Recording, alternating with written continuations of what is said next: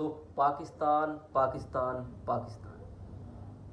आज का कंपैरिजन है Indian car market versus Pakistan car market. देखो, मुकाबला कह लो या कंपैरिजन कह लो, ये तो कहीं तक है नहीं, क्योंकि कहाँ राजा भोज कहाँ गंगू तेली, दोनों बात अलग अलग है। आप भी जानते हो, मैं भी जानती हूँ। बिगिन किसी तरीके, लेट्स प्ले। ऑब्वियसली सी बात है, जो कार यहाँ 5 लाख में आती है वो वहाँ 50 लाख में आती है। बिगिन किसी तरीके, लेट्स प्ले। इंडिया, जहां मारुति सुजुकी और टाटा मोटर्स जैसे नाम हर गली और चौक में दिखते हैं, और दूसरी तरफ है पाकिस्तान, जहां लोग अभी भी इंपोर्टेड जापानीज कार्स को अपने सपनों की राइड मानते हैं। दोनों पड़ोसी देश हैं, एक ही इतिहास से जुड़े हुए हैं, लेकिन कार इंडस्ट्रीज का हाल बिल्कुल अलग क्यों है?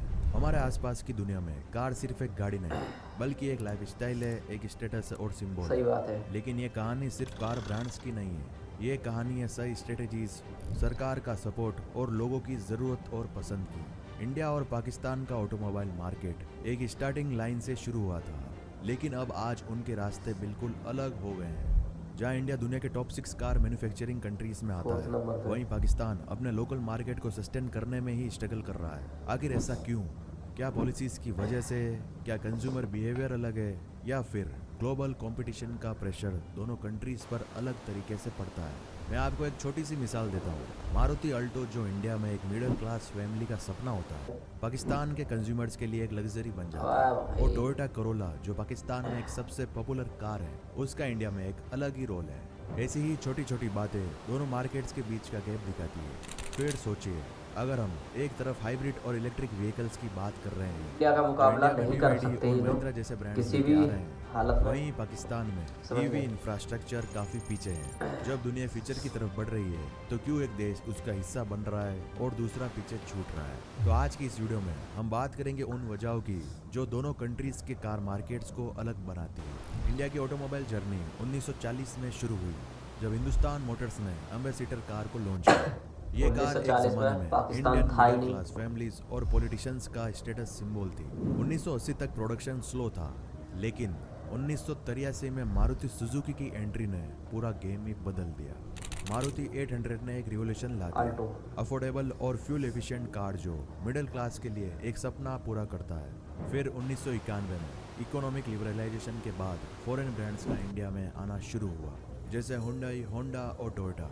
ये इरा एक टर्निंग पॉइंट था, क्योंकि लोकल और ग्लोबल ब्रांड्स का एक कॉम्पिटिटिव पाकिस्तान में ऑटोमोबाइल जर्नी 1947 के बाद शुरू हुई, लेकिन काफी साल मॉडल में आ रही है व्हीकल्स पे ज्यादा डिपेंडेंस। फिर 1990 तक सुजुकी, टोयोटा और होंडा ने लोकल असेंबली प्लांट्स लगाए, लेकिन फुल प्रोडक्शन कभी नहीं हो पाया। पाकिस्तान का फोकस हमेशा लोकल प्रोडक्शन के बदले इंपोर्टेड कार्स और कम्प्लीटली नॉक डाउन किट्स पर ज्यादा रहा। इसी वजह से इंडस्ट्री काफ़ी फ्रेगमेंटेड और लिमिटेड ग्रोथ वाली रही। इंडिया ने 1980 से ही पॉलिसीज और इंफ्रास्ट्रक्चर डेवलप कर लिया, जबकि पाकिस्तान में ऑटोमोबाइल सेक्टर को एज ए प्रायोरिटी कभी नहीं देखा गया। इंडिया एशिया का ऑटोमोटिव हब है। इंडिया का ऑटोमोबाइल मार्केट दुनिया के सबसे बड़े मार्केट्स में से एक है। 2023 में इंडिया में 4.4 मिलियन व्हीकल्स प्रोड्यूस हो गए, जो चाइना, यूएसए और जापान के बाद छठा सबसे बड़ा प्रोडक्शन नंबर है। और इंडिया में मेजर प्रोडक्शन हब्स है चेन्नई, पुणे, गुजरात और हरियाणा जैसे स्टेट्स। इंडिया अपने मेक इन इंडिया इनिशिएटिव के थ्रू सिर्फ लोकल डिमांड फुलफिल नहीं कर रहा है, कार्स को एक्सपोर्ट भी करता है साउथ ईस्ट एशिया, यूरोप और अफ्रीका जैसे मार्केट्स में। यही पाकिस्तान की बात करें तो पाकिस्तान का ऑटोमोबाइल सेक्टर काफी छोटा है। पाकिस्तान का एनुअल प्रोडक्शन सिर्फ 0.2 मिलियन व्हीकल्स है, जो इंडिया के कंपैरिजन में बहुत कम है। उसमें भी मेजर प्लेयर्स है सुजुकी, होंडा और टोयोटा, जो लोकल मार्केट के लिए सीकेडी किट्स असेंबल करते हैं। एक्सपोर्ट भी ना के बराबर है, और पाकिस्तान अपनी कार सिर्फ डोमेस्टिक मार्केट के लिए प्रोड्यूस करता है। एक तरफ इंडिया ग्लोबल एक्सपोर्ट्स में भी कॉम्पिटिटिव बन रहा है, दूसरी तरफ पाकिस्तान अभी अपने लोकल डिमांड को एफिशिएंटली फुलफिल नहीं कर पा रहा है। प्राइसिंग की बात करें तो इंडिया में हर बजट के लिए ऑप्शन है। इंडियन मार्केट की एक ये खासियत है, यहाँ हर बजट के लिए एक कार अवेलेबल है।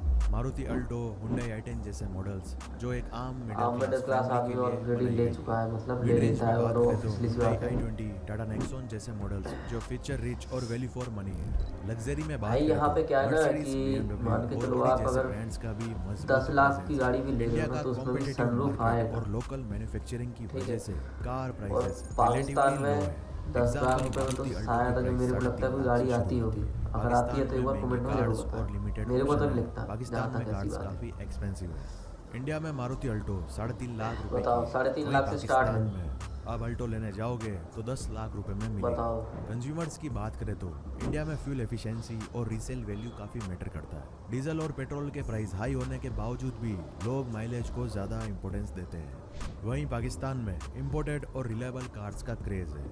पाकिस्तान में जापानीज इंपोर्टेड कार्स ज़्यादा पसंद की जाती है।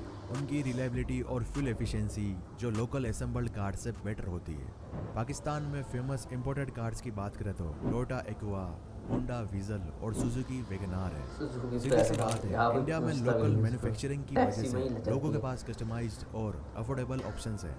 वहीं पाकिस्तान में लोग इंपोर्टेड कार्स को बेटर ऑप्शन मानते हैं, लेकिन उनका कॉस्ट काफ़ी हाई होता है। Government policies. इंडिया की गवर्नमेंट ने ऑटोमोबाइल सेक्टर को बूस्ट करने के लिए काफ़ी सपोर्टिव पॉलिसीज इंप्लीमेंट की है। फॉरेन मैन्युफैक्चरर्स जैसे किया और एमजी मोटर्स को इंडिया में इन्वेस्ट करने के लिए इनकरेज किया। हाँ भाई, अब किया PLI और स्कीम MG बहुत चल लोकल रही है इस मैन्युफैक्चरिंग टाइम को इंडिया में। प्रमोट करना और डिपेंडेंसी ऑन इंपोर्ट्स कम करना। ईवी पॉलिसीज की बात करें तो सब्सिडीज और चार्जिंग इंफ्रास्ट्रक्चर डेवलप करने के लिए मजबूत फोकस है। पाकिस्तान में पॉलिसी की ही प्रॉब्लम है, क्योंकि यहाँ कोई भी पॉलिसी ज़्यादा दिन तक टिक नहीं पाती है। क्योंकि पाकिस्तान में 2016 से 2021 तक ऑटो पॉलिसी इंट्रोड्यूस की गई ताकि फॉरेन इन्वेस्टमेंट अट्रैक्ट कर सके।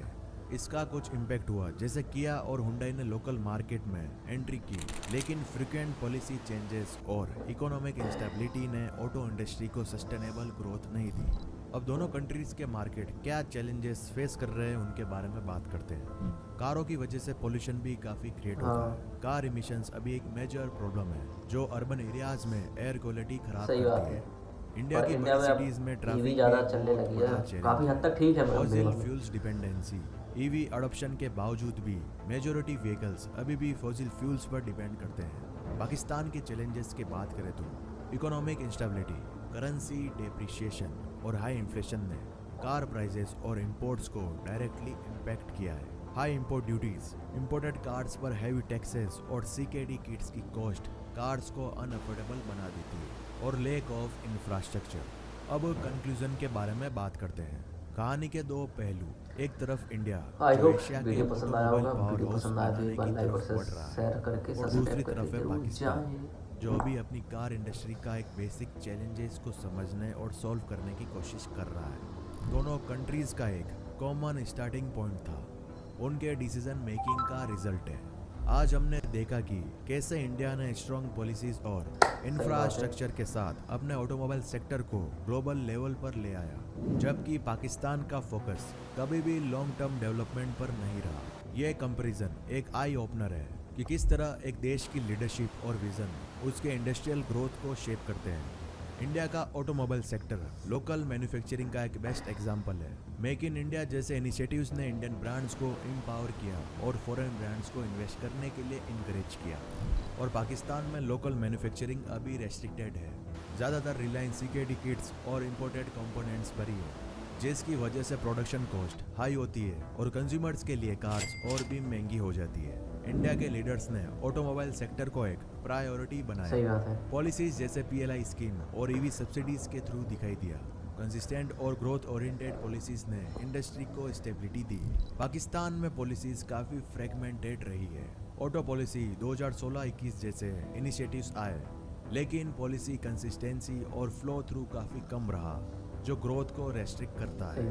कुल मिलाकर एक सिंपल कंक्लूजन ये निकलता है कि इंडिया कार्स को इंपोर्ट भी करता है, एक्सपोर्ट भी दोनों करता करता है, है। लोकल मैन्युफैक्चरिंग और भी पाकिस्तान होती है, ज़्यादा और इम्पोर्ट बहुत सी करता चीज़ें है, होती है। एक्सपोर्ट। वहीं पाकिस्तान सिर्फ कारों को इंपोर्ट बस करने में लगा हुआ इम्पोर्ट है, करो, बस और वही लोकल बहुत है। मैन्युफैक्चरिंग भी ना दूसरों से मांग मांग के, भीख मांग मांग और के इंडिया खाओ, वही में बहुत क्यों बढ़िया एक है। बुगाटी नहीं ठीक है, है। वो अगर आपको जानना है तो इस वीडियो को क्लिक करके देख लो।